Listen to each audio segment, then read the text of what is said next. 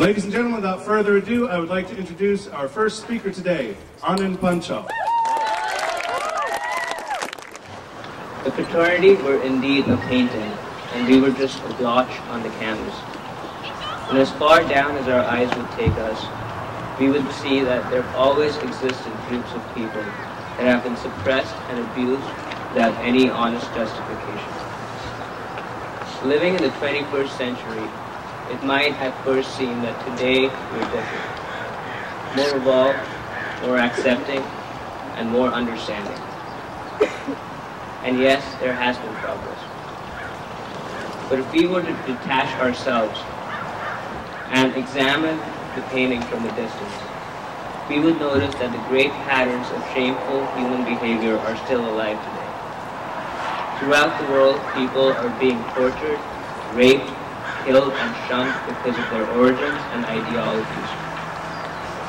A much more silent form of such oppression exists in the United States today, and that is the oppression of gays and lesbians. Growing up, I'd never been educated about homosexuality. I come from a country where homosexuality is greeted with violence, and even gay men and women rarely accept their sexual orientation. However, today as I find myself in a country which has crossed most thresholds in the pursuit of human rights, I find this oppression even more absurd and unbecoming. Why is it that only 19 out of 50 states allow gay men and women to adopt children? Why is job discrimination against them so rampant? Why must we call their marriages civil unions? Why must openly gay soldiers not be allowed to serve in the military? And why, above all, must we treat them as inferior beings when so many of the great thinkers, doers, and promoters of change in the past have been gay or bisexual? Be it Socrates or Sappho, Lord Byron or Walt Whitman, Alexander the Great or Allen Ginsberg, Tennessee Williams or Michelangelo. It is clear that being gay has nothing to do with moral, physical, or intellectual inferiority. The oppression of gays, therefore, has nothing to do with inferiority either. Could the real agent then be the fear of change? We as fragile beings are so afraid of change that we are ready to scrutinize texts thousands of years old that have underwent translation several times and suffered mistranslation just as many times, in hope of finding a definite direction for the wavering needle of our moral compass.